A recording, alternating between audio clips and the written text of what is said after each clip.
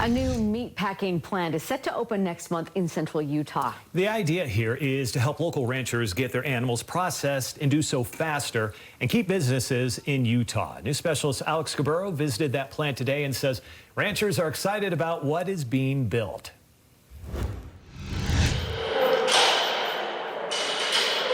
It's getting closer. You bet I feel pressure. And it's all Henry Barlow can think about. Don't sleep well, but it's okay. His big idea to help cattle ranchers is set to open next month. We're going to bring cattle in from the west, and we're going to harvest him, and we're going to feed American beef to the Americans. Barlow is the owner of Utah Beef Producers. It's a new meat packing plant based in Richfield at a time when the cattle industry could use a few more processing plants. Just a couple of years ago, ranchers couldn't get in. People couldn't buy good beef. It was during COVID, when it wasn't so much the lack of cattle that caused beef shortages, as much as it was the lack of packing plants to get the cattle processed because so many of them closed during the pandemic.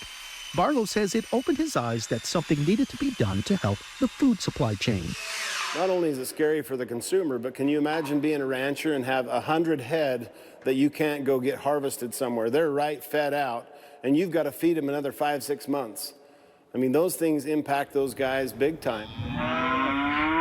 Zach Jensen remembers those days. He runs M&K Farms in Sanpete County and says there was no way to get his beef to customers. In our area, we just have a few small little custom plants, and they were backed up almost 2 years out. Things have gotten better since then, but he feels having a new, larger plant nearby will only help, especially locally. Man, if you can go to the store and you can see it's raised in Utah and it's packaged in Utah, you know, how much more perfect of a scenario is that for a buyer that lives in Utah? It's exactly what Barlow set out to do, to help Utah stay as independent as possible and to help ranchers keep people fed.